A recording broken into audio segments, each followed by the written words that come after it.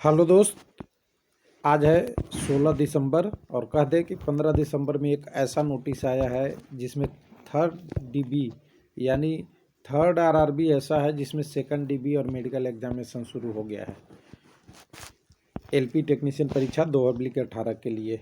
तो चलिए, कम ही कैंडिडेट का नाम है, लेकिन अगर सेकंड डीबी आ रहा है तो इससे ये क्लियर हो रहा है कि जब भी रिक्वायरमेंट रेलवे को पड़ती है तो पिछले एग्ज़ाम को प्रयोग करता है यानी यूज करता है। ये तो पहले भी बोला था, लेकिन अब धीरे धीरे आपको भी समझ में आने लगेगा कि ये सब डिपेंड करता है रिक्वायरमेंट पे। लेकिन ये अभी का जो थर्ड डीबी आया है ये कोई अच्छे कारणों से नहीं आया है। कुछ कैंडिडेट गलती से 100 नंबर कैटेगरी सेलेक्ट कर लिए थे, जिनके पास हैवी ड्यूटी लाइसेंस नहीं था, ड्राइविंग लाइसेंस नहीं था, जिसके कारण से उनको डीबी मेडिकल एग्जामिनेशन में आगे की प्रोसेस में नहीं बढ़ने दिया गया। बोला गया कि आपको ये जमा कराना है, तो कुछ लोगों ने जमा कराया, कुछ ने नहीं कराया। तो ऐसे लोगों को यहाँ से पैनल में नाम नहीं दिया। कुछ लोग बना के ले गए, वो डेट बाद का था, वो डेट एक्सेप्ट नहीं हुआ इसके कारण से। तो चलिए एक एक करेंगे, डिटेल देखने की कोशिश करेंगे सिकंदराबाद में।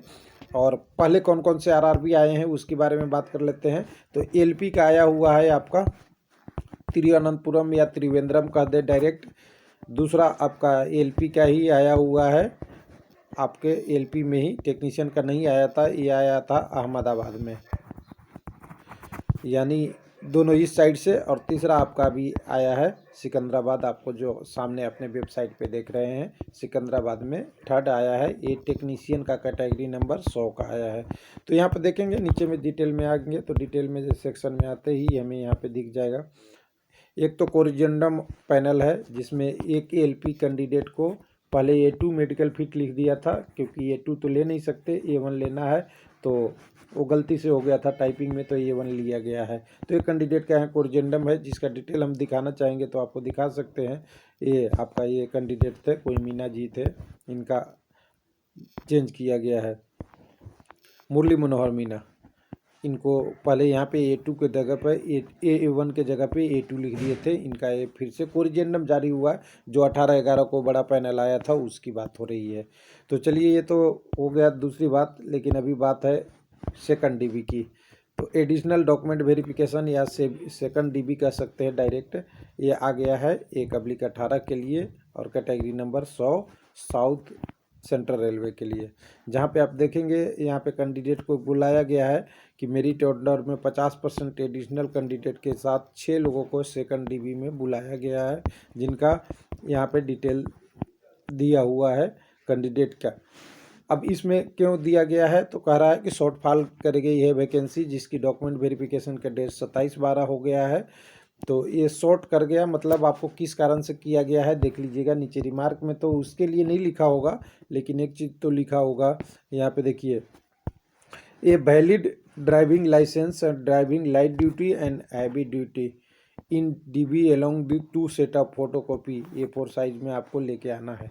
यानी जितने भी लोग इसमें नहीं क्वालिफाई किए हैं, और बहुत सारे आरआरबी की मैं बात कर रहा हूँ, यही नहीं, मैक्सिमम आरआरबी में 100 नंबर कैटेगरी का हाल यही है करीब करीब। लेकिन बाकी लोगों की ज़रूरत नहीं होगी तो शायद नहीं निकाला है।